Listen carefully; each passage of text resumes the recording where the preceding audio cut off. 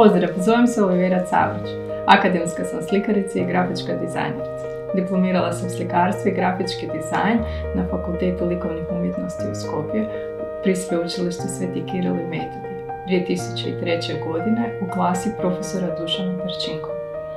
Punih 13 godina radim u korporaciji kao grafički dizajner. Sa željom da bolje uskladim privatne i poslovne obveze odlučujem pokrenuti vlastito poslovanje, stoga 2017. godine osnivam obrt Olivera Cavrić Studio.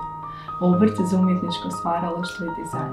Primarna djelatnost obrta je izrada umjetničkih slika i suvenira te pružanje usluga grafičkog dizajna. Vjerujem u snagu pojedinca i vjerujem da svatko od nas može pronaći ljepotu i zadovoljstvo u sebi.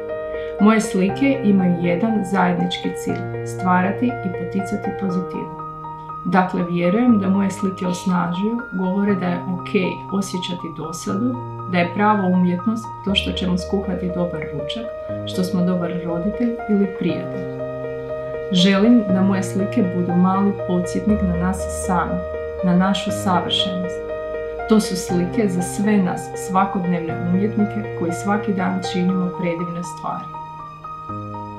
Biti zadovoljan i sretan tamo gdje jesi i pritom podijeliti zadovoljstvo i veselje s drugima je bio okidač za kreiranje slika suvenira Zagreba i Hrvatske. Suveniri uz pozitivnu poruku koju nose su po svom izgledu kombinacija umjetničke slike i grafičkog dizajna. Intencija je bila stvoriti suvenir koji prati moderne tendencije i estetiku izrade suvenira.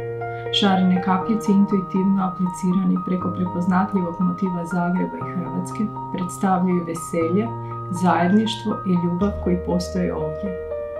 Upravo takva emocija je ono što ljudi prepoznaju i što ostaje kao povezanost uz mjesto u kojem žive ili su boravili.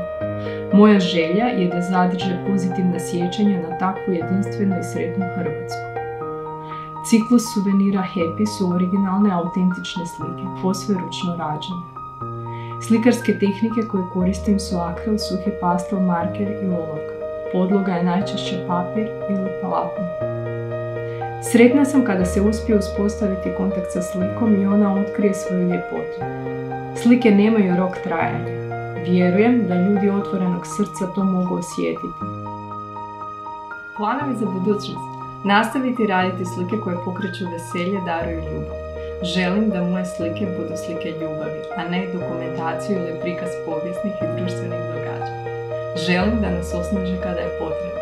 Želim da budu naša ljudska materializirana energija ljubavi koja je u neprekidnoj interakciji s nama. Hvala vam.